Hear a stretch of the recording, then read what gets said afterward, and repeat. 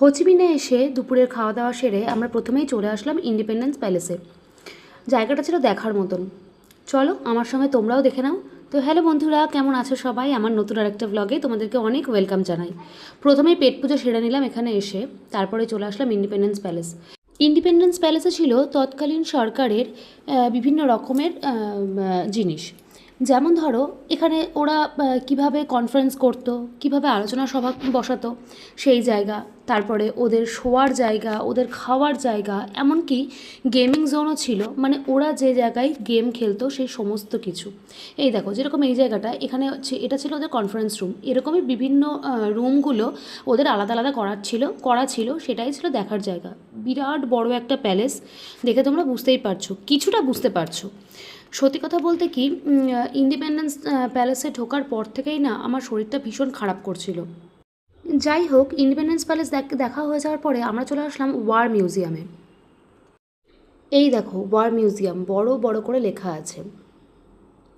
War মিউজিয়ামে ছিল যে ওরা যে যুদ্ধ করেছিল আমেরিকার সঙ্গে, সেই সমস্ত কিছু জিনিসপত্র। যেমন হচ্ছে এই দেখো, এই একটা বড় ফাইটার প্লেন, এটা অবশ্যই ইউএসের ছিল, ওরা হয়তো রেখে গেছিলো, ভিয়েতনামিরা কিন্তু এটা দখল করে নিয়েছে।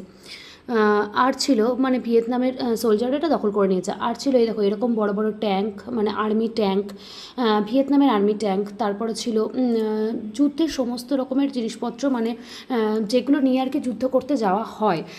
তো সত্যি কথা বলতে কি, এরকম যুদ্ধের জিনিসে আমি খুব একটা ইন্টারেস্ট পাই না, তবে ডোডোর বাবারা কিন্তু ভীষণ ইন্টারেস্ট পাচ্ছিল। আর এই দেখো ডোডো, দেখো ও তখন যুদ্ধ করতে যাওয়ার জন্য প্রস্তুত হচ্ছিল। দেখছো কেমন ট্যাঙ্কের উপর উঠেছিল। আর এই দেখো, তারপরেও বললো, মা আমি একটু পুষ্পা নাচ দেখিয়ে নেবো। আমি বললাম ঠিক আছে চলো দেখাও।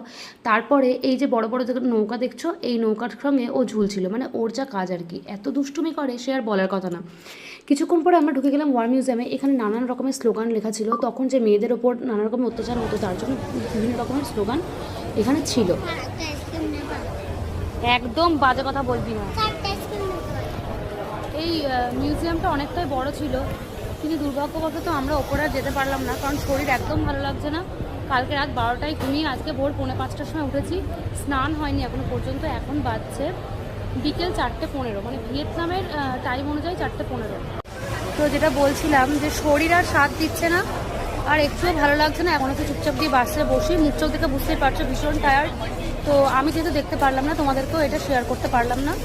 তোমরা শুনেই নিলে যে আমার শরীরটা খারাপ করছিল। যাই হোক, বাসে উঠে পড়লাম। আর এই দেখো, এটা যেটা দেখছো সেটা হচ্ছে ভিয়েতনামের, মানে হোচিমিনের পোস্ট অফিস। তারপর